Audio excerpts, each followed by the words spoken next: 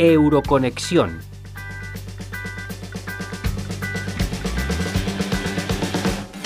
Estamos con Lucas González Ojeda, que es el jefe de prensa de la representación de la Comisión Europea en España. Lucas, bienvenido. Hola, ¿qué tal? Muchas gracias.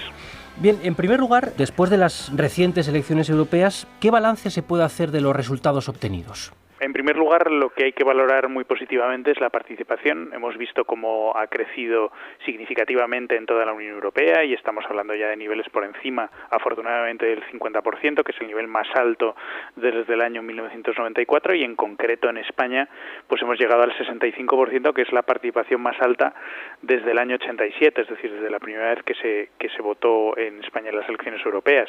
Eso evidentemente nos hace en primer lugar estar muy satisfechos, porque lo que demuestra es que la gente se compromete cada vez más con el proyecto europeo, ¿no? Y eso pues es una lectura positiva, lógicamente, que hacemos. Luego, por otro lado, pues lógicamente la segunda gran valoración que yo haría de las elecciones es que el resultado lo que nos arroja es una victoria razonable de las fuerzas proeuropeístas, ¿no?, que creen en el proyecto europeo, y eso pues lógicamente también a nosotros nos satisface. Y con el equilibrio de fuerzas que precisamente ha surgido de estos comicios, ¿cómo ve la próxima legislatura? Bueno, la anterior legislatura, la que estamos ahora concluyendo, la que hemos concluido antes de las elecciones de mayo, de esos 5 años se habían basado fundamentalmente en un acuerdo entre los populares, es decir, entre el Partido Popular Europeo y los socialdemócratas, ¿no? Eso ya les daba más del 50% de los escaños. Sin embargo, el resultado de estas elecciones va a hacer que no sea posible reeditar ese acuerdo sin acompañarlo al menos de alguna fuerza política adicional, ¿no? Esto podría ser, pues a lo mejor, un acuerdo entre populares socialistas y liberales, o entre populares socialistas y verdes. Esas dos combinaciones darían mayoría en la Eurocámara, o entre los 4 partidos políticos, o otras combinaciones que se puedan producir en función de la voluntad que tengan las fuerzas políticas, claro. Pero evidentemente ahora vamos a tener, digamos, un abanico de acuerdos y de pactos que tiene que ser necesariamente más amplia que la que hemos vivido hasta entonces. Y esta legislatura que va a comenzar se va a ver afectada, como mínimo al principio, por el proceso de resolución del Brexit. ¿Cómo va a afectar todo esto a este futuro, al menos más inmediato, de la legislatura? Bueno, en primer lugar, como todos saben muy probablemente, el plazo que se les ha marcado a los británicos para que finalmente puedan aprobar el acuerdo al que llegamos con el gobierno británico a finales del año pasado es el 31 de octubre del 2019. Por tanto, el inicio de la legislatura se va a hacer de una manera, llamémosle, regular, ordinaria, con el Reino Unido incorporado al Parlamento Europeo. El Parlamento se constituye el día 2 de julio, y todos los eurodiputados, incluyendo los del Reino Unido, estarán ahí sentados. Además, lógicamente, el proceso de decisión que lleva a la elección de, digamos, los altos cargos de la Unión Europea, y que se está produciendo ahora en el seno del Consejo, es decir, en el seno de la discusión de los Estados miembros, también incluye al Reino Unido, porque el Reino Unido es un Estado miembro más ahora mismo, ¿no? Dicho esto, lo normal, digamos, el proceso ordinario en el marco de elección de los cargos y de puesta en marcha de la nueva comisión es que normalmente, si hay un acuerdo entre las fuerzas políticas, el presidente de la comisión sería investido normalmente a mediados de julio. A partir de ahí se procedería a seleccionar a los distintos comisarios. Los distintos comisarios tienen que pasar por un proceso de audiencia bastante severo en el Parlamento Europeo, y una vez elegida la comisión en global, normalmente empiezan a funcionar y a trabajar a partir del 1 de noviembre del 2019. Todo esto, insisto, siempre y cuando haya un acuerdo y no se demore el proceso de elección del presidente de la comisión. Eso lo que nos llevaría es que la nueva comisión ya empezaría a trabajar, si los plazos se cumplen, con el Reino Unido fuera de la Unión Europea.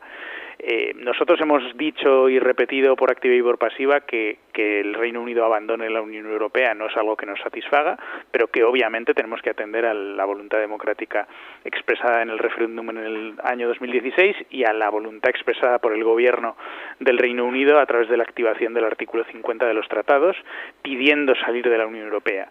A partir de ahí nosotros llegamos a un acuerdo que firmamos con el gobierno británico, y ahora mismo la pelota está en el tejado de los británicos, que son los que tienen que aprobar en sede parlamentaria ese acuerdo, ¿no? Otro de los temas interesantes de cara a los próximos años es la implementación de un presupuesto para la eurozona.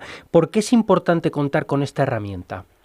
Bueno, el presupuesto de la eurozona es uno de los pilares que se, digamos, enmarca dentro de lo que es la reforma de la Unión Económica y Monetaria, y con todos los elementos que tiene de reforma y ampliación de la unión bancaria, de la ampliación de la unión de mercado de capitales, etcétera. El instrumento del que estamos hablando es básicamente que, lógicamente, al ser los países de la zona euro una zona monetaria única y, por tanto, estar, digamos, vinculados a un proceso decisorio único en el marco de la política monetaria, también es interesante contar con un instrumento que permita, digamos, favorecer la convergencia y que permita reaccionar cuando se produzcan a lo mejor shocks económicos asimétricos en un país y no en otro. Y obviamente, como estamos en una zona monetaria única, la política monetaria tiene que ser fijada de una manera unívoca y no poder, ese país, digamos, se queda un poco lastrado por el hecho de no poder controlar su política monetaria, cosa que a nosotros evidentemente es algo que damos por hecho y que nos parece muy bien, pero es verdad que hay que complementar con algunos instrumentos que permitan la convergencia y reaccionar, ser capaces de reaccionar cuando eso se produce, ¿no? Cuando hay un shock asimétrico. A partir de ahí, como cualquier propuesta que hace la Comisión Europea y que se presenta, tiene que ser debatida con los Estados miembros, tiene que ser aprobada por el sistema bicameral que tenemos ahora, que es que la Comisión propone la legislación y el Parlamento Europeo y el Consejo tienen que aprobarlos, las dos cámaras, digamos. Y bueno, pues en esas estamos, ¿no? Ahora mismo se está discutiendo qué forma se le puede dar a este instrumento y si al final sale adelante o no, pues es algo que tendremos que ver en los próximos meses y yo diría que casi es una discusión también para los próximos años, ¿no? Y de salir adelante este instrumento, ¿qué ventajas tendría para un país como España, por ejemplo? Bueno, vuelvo a repetir, cualquiera de los elementos que hemos introducido en la Unión Económica y Monetaria y que son soportes comunes, por ejemplo, la constitución del MEDE, que pusimos en marcha hace tiempo y que sirvió a algunos países para poder recibir fondos cuando tenían dificultades.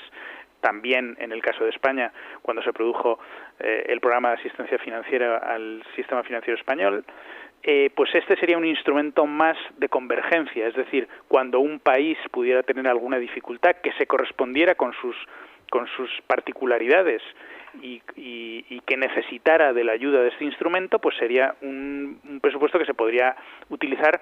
Eso ya, lógicamente, hay que determinarlo para determinadas inversiones, para determinados presupuestos, que pudiera complementar, digamos, el presupuesto del país concreto. Pero, insisto, esto todavía está muy abierto y muy en discusión. Y ya para ir concluyendo, en los últimos meses el proyecto Euroconexión, con el horizonte de las elecciones europeas de las que hablábamos antes, ha contribuido a que se conozca la realidad de las instituciones europeas, especialmente de su Parlamento.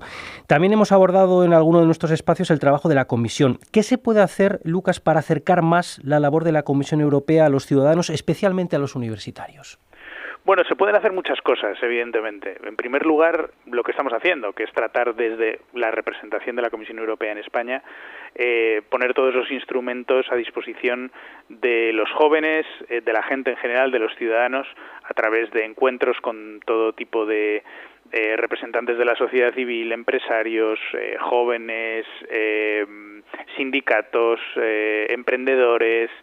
Eso lo hacemos todos los días, también, lógicamente, a través de los medios de comunicación, es muy importante. Estar presentes siempre en los medios de comunicación, y eso también lo hacemos a través de las redes sociales, no cabe duda. Nosotros somos muy activos en redes sociales, en Twitter, Comisión Europea, en Instagram, UE Madrid, en Facebook también, Comisión Europea. Eso es muy importante. Yo siempre digo que la labor de acercamiento de las instituciones europeas y del trabajo de la Comisión Europea a la gente en general, a los jóvenes en particular y a los universitarios también, es una labor que corresponde sin duda a las instituciones europeas y nosotros hacemos nuestra cuota parte de esfuerzo en ese sentido, pero también es algo que corresponde en primer lugar, a las autoridades de los Estados miembros, porque es que hay que recordar que los Estados miembros son parte activa del proyecto europeo dentro del seno del Consejo, por tanto ellos toman decisiones y son parte activa de la legislación que al final se aprueba, y por tanto tienen que ser también los gobiernos nacionales, en este caso el gobierno español, los gobiernos autonómicos y los gobiernos locales, los que también transmitan, digamos, las oportunidades, los beneficios, digamos, la evolución que tiene el proyecto europeo y el trabajo de la Comisión Europea. Y también, desde luego, la colaboración de los medios de comunicación es muy importante, ¿no? Que la gente se interese cada vez más por lo que pasa en Europa y cómo se trabajan, digamos, las decisiones en el marco de la Unión Europea. Pero es un trabajo, insisto, conjunto, y desde luego este proyecto que tenéis vosotros y que de radio universitaria, pues me parece muy útil, muy interesante, y seguro que yo creo que es algo muy interesante para que los propios universitarios tomen conciencia de la importancia que tiene la Unión Europea en la vida diaria de los ciudadanos, porque ya sabemos que la mayoría de la legislación que se aplica en España pues tiene procedencia europea, ¿no? Muy bien, pues Lucas González Ojeda, jefe de prensa de la representación de la Comisión Europea en España, muchas gracias por compartir este tiempo con la radio de la UNED. Pues muchas gracias a todos vosotros. Muchas gracias. Euroconexión, un proyecto de la Asociación de Radios Universitarias de España y el Parlamento Europeo desde la Universidad Nacional de Educación a Distancia.